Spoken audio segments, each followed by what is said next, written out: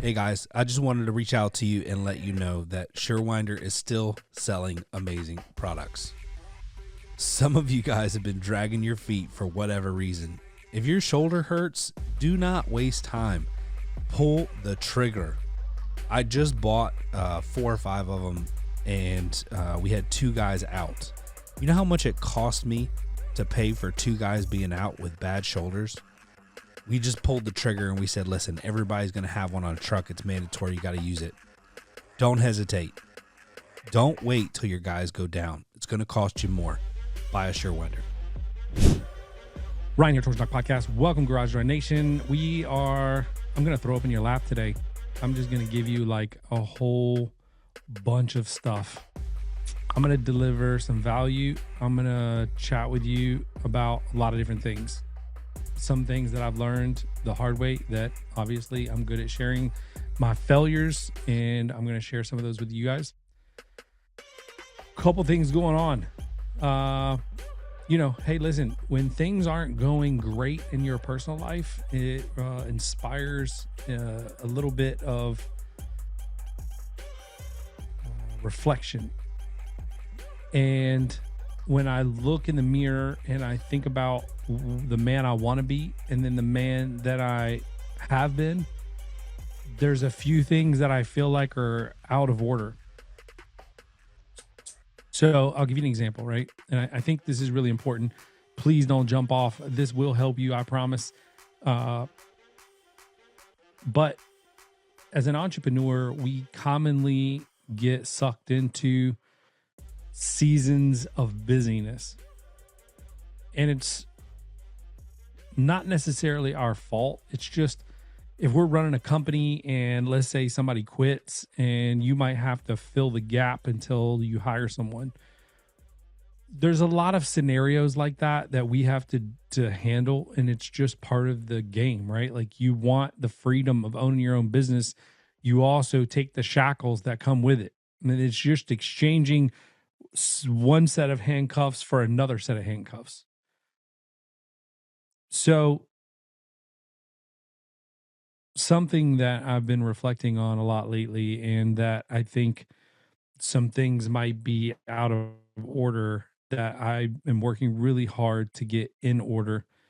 So the first thing is the order in which I prioritize. So I must admit that I'm in therapy and I'm going through, a discovery phase of trying to figure out like, who, my best self, right? Number one is I had put work first above all else, above God, above wife, above children, above me even. So my wife shouldn't feel too shafted because I even prioritized it above me. And what does that look like? That looks like me not working out. That looks like me not eating healthy. That looks like me too busy to do either of those. It looks like, not spending quality time, not making an effort to the level that I should. So I knew that this was going to happen ahead of time. I've gotten good over the years. I mean, my wife and I have been married like 17 years. We've gotten good over the years of me seeing the seasons coming and telling her, hey, listen, I'm going into a busy season. And normally, they're anywhere from a couple weeks to like this last one was 6 months. Absolutely brutal.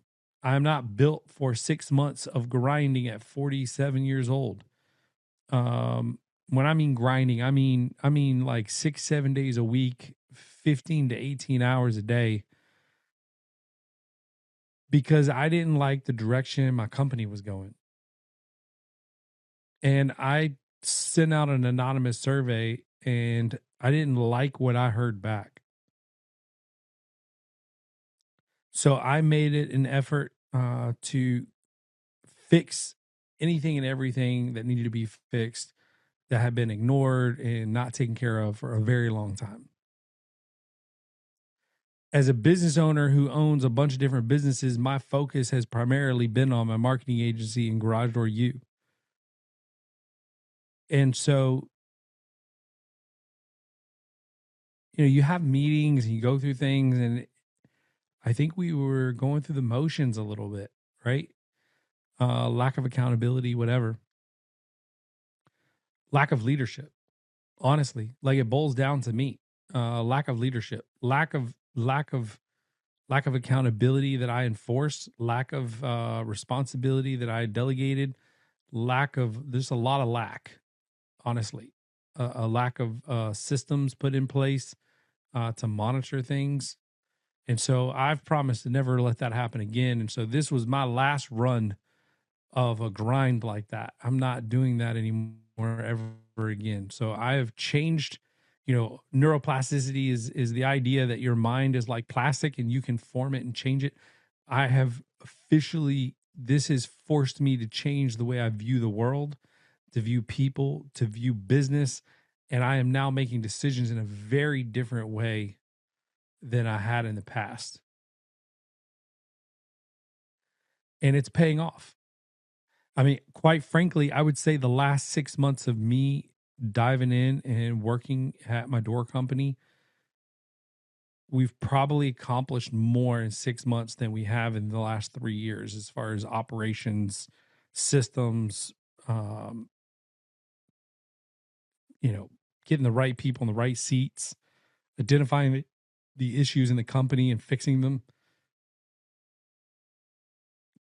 getting to a point where communication is satisfactory with all employees. This is a pretty big stinking deal. Um, and when I committed to this, I let my wife know. But here's really what I'm telling my wife is, hey, because I was a poor leader to them over the next 6 months, I'm going to be a poor leader to you. And I need you to step up and run things. And then when I come back, I will take it back. Now, that may work at work a little bit, but ultimately, I've come to the conclusion that it should never be a situation where um, the woman has to be the head of the house, because that's not the way God intended it, right? Um, and I'm not. Make sure that you understand that I am not like a male chauvinist pig. I believe women can be leaders and all of that. Like I hope my daughter is the greatest leader. I hope she leads thousands of people. But the order in which your home is supposed to be is the man is the head of the household. Now, what does that even mean, right? That means that we should be leading by example. We should be providing security. I think security is our responsibility, making sure that we create a safe environment. I believe stability. I think women appreciate and value stability in the home. So it's our responsibility. And I'm not saying that we are the only ones responsible for creating stability. I'm saying that it's our job to make sure it happens. Right. So there's all these things, right? And yeah, I can keep going. But what I've realized, what God's shown me through this process is when we're super busy and we step away and then we come back, it's like my wife is like, "What are you doing?" Like we have a system. Like we're doing this. I don't need your help, right? And I'm not saying that in like a mean way. I'm just saying this is the environment that I've created, right? It's like a soldier going off to war for 2 years and then comes back into the house and tries to run things the way they were run before he left. Like a lot has changed. The kids are older, things have changed, things have evolved. The wife has taken on additional responsibilities to create that environment that you should have created. And honestly, I don't believe that they're the best person for that. God created them very differently. They're great at other things. We are great at creating that environment sometimes when we're doing it well. So I can relate that to the business a little bit too, where I like come and go, right? I come in, I tell people how I want it done, and then I leave. I come in, tell people how I want it done, and then I leave.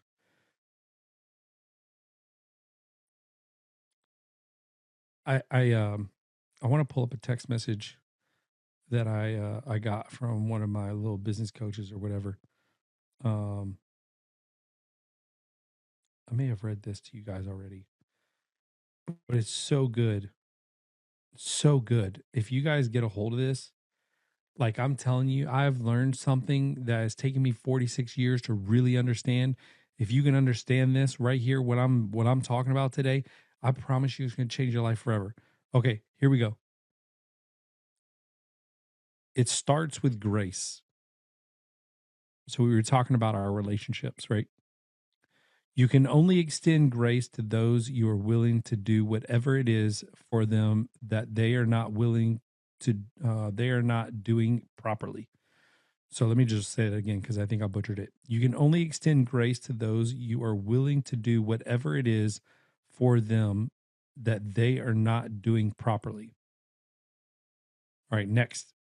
When you overextend grace, okay? So when you overextend grace, meaning lack of accountability a little bit, grace leads to enablement.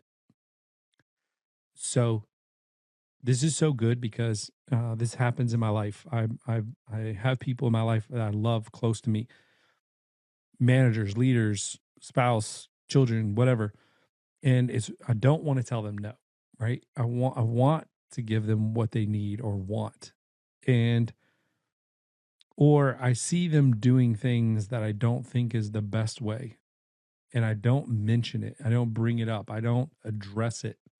Every time you don't address it, you don't initiate it, then grace leads to enablement. So now we're enabling those character traits, we're enabling those activities that are harmful to them, harmful to the business, harmful to the home. And then enablement leads to entitlement. This is when you almost go so far that no matter how loud you yell what you want from them, they can't hear it anymore. And then entitlement leads to resentment. So now that you're telling them, hey, I need you to do this, you've already enabled them. They've become entitled. They won't hear it. They refuse to do what you ask them to do. And now they resent you. This is one of the most powerful things. This guy said this in a phone call that I had with him when I was explaining some challenges I was going through. And, he told me it was my fault. And I didn't like what I heard. I was like, how is this my fault? Right? Like I hire these people, I pay them to do their job. And he said, you are not very good at telling people you love no. You're not very good at critiquing and confrontation with people that you're really close to and you love. And I would say that's partially true, but I don't mind confrontation.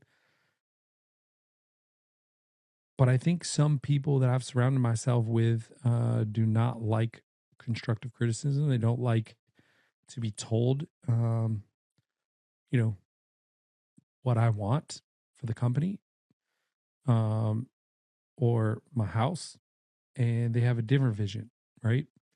And so when that happens, you have the great divide, and you can only go on for so long like that, which is really tough. Um, is hard, and I look back on my career and my relationship with people, and this has happened to me quite a bit, a lot actually. I'm the common denominator in all of these relationships. Me. Look no further. It is no one else's fault. I am the common denominator. I'm openly confessing that I probably put some of the wrong people in the wrong seats and then did nothing about it even when I knew it. Hey guys, I found something that changed my business and I want to share it with you. We've created packages that have included some of the best products in our industry to offer our service customers. The heart of that package is Stealth Hardware Kit. Stealth Hardware is the quietest hinges on the market. I challenge you to buy at least one of these, test it for yourself. Put it on your truck and design a quiet performance package for your customers willing to pay for a better, smoother running door. Buy your Stealth Hardware Kit at Service Spring, do a search for Quiet Hinge, and then buy that. You can buy a double or single door, 7 or 8 foot tall, and promise you, it'll change your service forever. Somer USA and Somer Group want to thank you for an incredible year and the trust you've put in them and their products. As you know, Somer places high value on relationships, education, customer service, innovation, and professionalism. And they are grateful to you for your part in the fostering and dissemination of these values. If there is any way Somer can support you in your journey, whether through their products, the values they hold to, or the knowledge Somer has gained through interaction with door dealers across the world, please reach out to the team at your convenience. They are here to serve you. Again, thank you from the entire Somer team. Check them out at somerusa.com. Tell them Ryan sent you. Like, no one else can accept responsibility for that.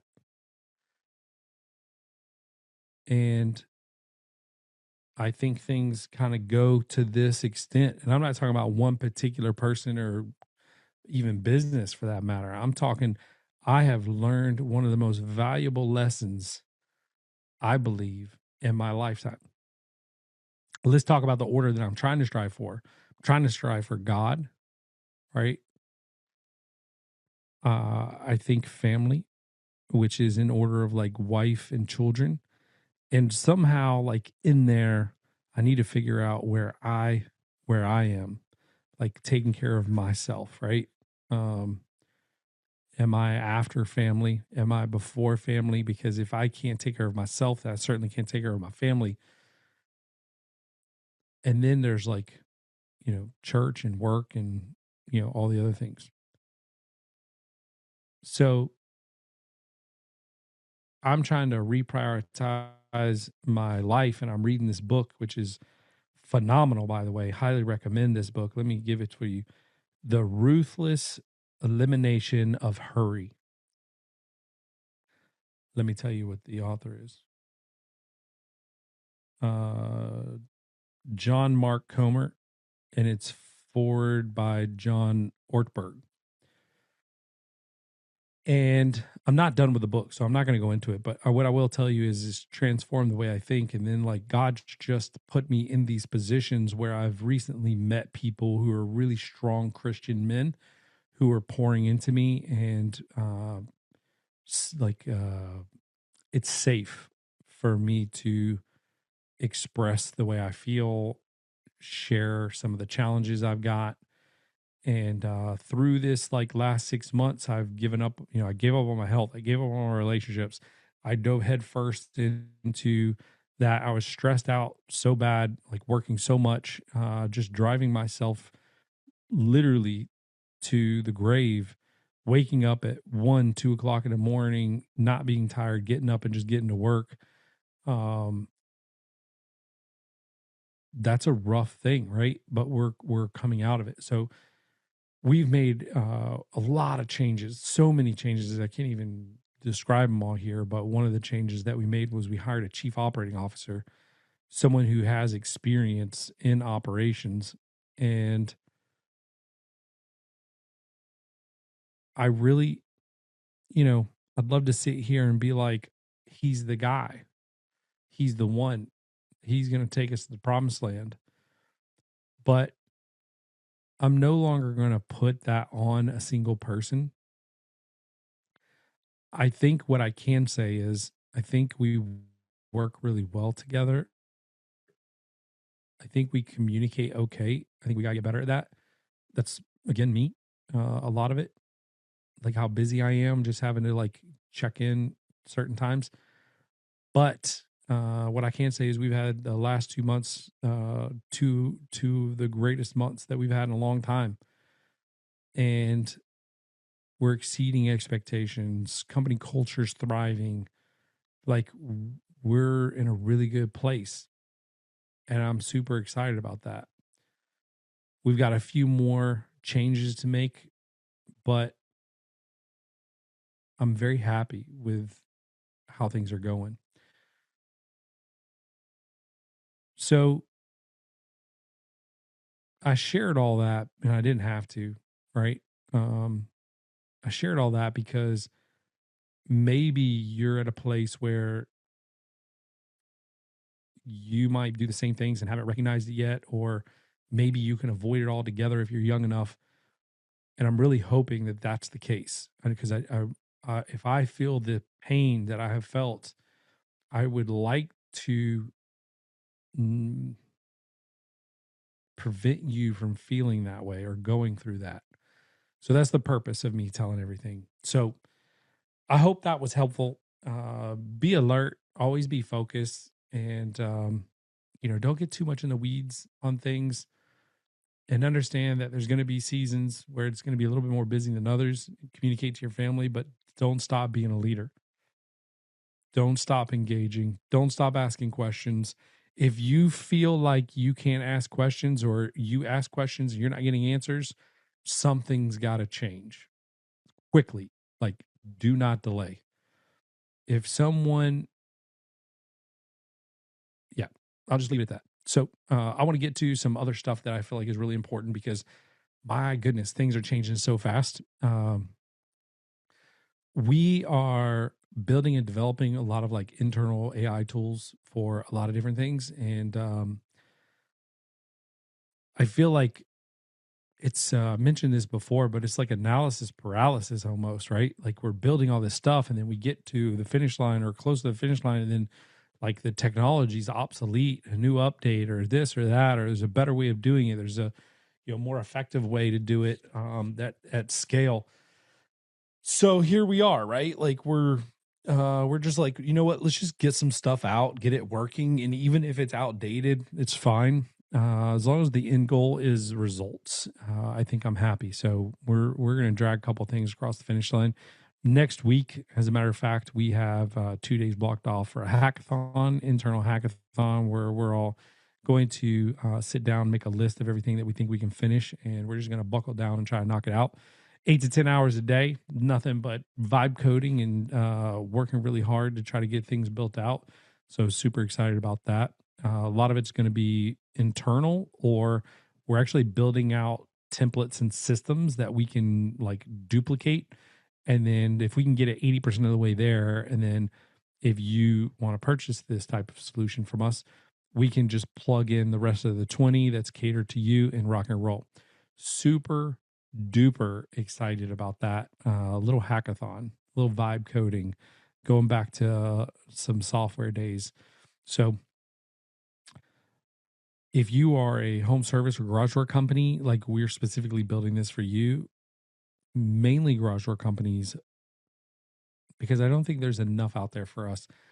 I could make a lot more money if I built stuff for HVAC or electrical or whatever. Trust me, make a lot more money because most garage door companies undervalue themselves, but also very much undervalue paying other people too. So that's something that I've had to learn the hard way. Where when I talk to HVAC people, it's a very different conversation. Uh, we have a lot of conversations with a lot of different industries, electrical, whatever, and it's just different. Like garage door guys, just cheap.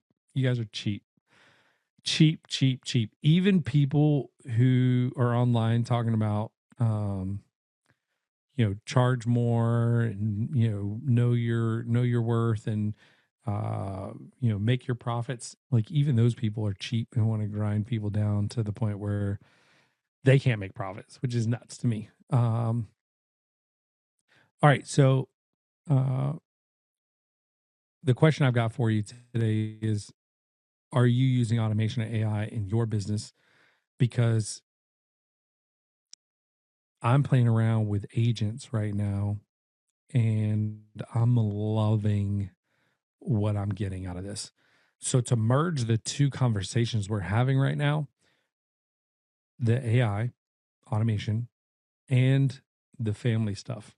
So I'm listening to this book, right? I'm at my son's soccer practice and he's practicing and I'm walking around the soccer field just getting my steps in because I'm trying to do 2 to 4 miles a day, which by the way, I did 4.5 miles this morning. Thank you very much. But one of the things that I want to marry this conversation to that I think is valuable and kind of bringing it all around, right?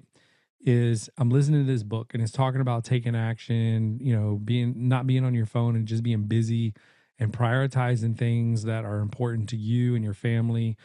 And I all of a sudden just got this like huge urge to just open up Claude. So I open up Claude and I'm like, Claude, I need to reorganize my life. I need to make some changes. I need to prioritize things that are more important to me than work. And I still need to work and I still need to be productive, but I need to just like I block off all this time for things at work, but I'm not blocking off things that I need for my personal life. So I want to proactively do that. So I said, here's all the things that I would like to do in a week. I'd like to work out this many days for this much time. I'd like it to be in the morning. I'd like to do this, go for walks. I need to get a minimum of this amount of time. I can do this during a meeting in the morning and whatever. So I go through and I give it like a whole spiel, right? Like talk to it about my goals and whatever. And then I said, can you give me a sample schedule based on my current appointments weekly that I have that are recurring? How would be the best setup or what would be the best setup for these appointments to get these in? So it analyzes my calendar and it comes back to me and it's like, hey, great news. I've built out a temporary like idea of where we can put these. So we walk through that. I make like one or two adjustments and then I ask Claude to go ahead and add it to my calendar. Now, keep in mind, my phone's in my pocket. I'm literally just walking around, chatting. Parents are all around looking at me like I'm strange because I'm talking to AI about my calendar and I'm just pacing around the soccer field. And I don't know. Like, I did have a little bit of a glitch with it. If you guys follow me on Facebook, you saw that I posted about it. I thought it was kind of funny. But it added all the recurring tasks to my calendar for all the things that we talked about. And that was a very good experience. I do believe that massive amounts of people right now are trying to create an environment where all of us have our own personal AI agent that can help us with bills and budgeting and shopping and whatever, right? And so that is right around the corner, which it's already happening, but I'm talking about like out of the box, like maybe it's programmed in your phone. It's kind of already there a little bit, but not like to the fullest extent of what I'm talking about. Um, and so for that reason, our lives in 12 to 24 months is going to look very different. I was watching an interview with Elon Musk, and he said that super intelligence through AI is the future, and we're no longer going to be the smartest beings on earth. And he kind of scoped out what he thought that would look like. And he believes that it's the kind of end of humans and kind of a morbid look at it, but a very realistic look at it. So I know this took a little bit of a dark turn, but I love the idea of using AI to make my life better. I love the idea of being able to do two things at once, like walk and have my meeting this morning, or walk and talk to Claude and schedule and prioritize my life. So there's all these different things: email, everything. So we work through this, right? And we try to make life better. And so if I can buy back time, which is essentially what we're doing, we're exchanging like the most valuable thing we have that we think we can't get back is time. And once it's passed, we really can't get it back. But one thing I can promise you for certain is if you use AI, you can buy back future time that you would have normally done other things with. And that is the message of today. Because when we get this technology in our hands and we are working on these agents and they're doing all this work and they cut out 3 or 4 hours a day of work for us, what do we do with that time? That is the core of this entire podcast. What is it that we do? Do we fill it with more work to increase productivity? Or do we shut it down and go home and spend time with family? Because we're being given a gift, in my opinion. I think this AI agent thing is a gift. I think it's a blessing. I think that however you choose to use it, like you can use it for good. And I think it can buy you back those 3 or 4 hours a day. And then you can choose, how do I use that time? How do I prioritize things? Right? Instead of working 12 hours a day, you work 8 and then you go home. You be the leader that you're supposed to be. Or are you going to choose to just stay at work? These are the challenges and the questions that I think we should all be asking ourselves now, because if we don't consciously make the decision, I think we're just going to go way past and we're just going to continue to work. We're going to be excited and thrilled with how much productivity we create in a day, and we're going to want to keep pushing. But we could use those 3 hours at the gym to take an hour lunch break. When's the last time you've taken an hour lunch break?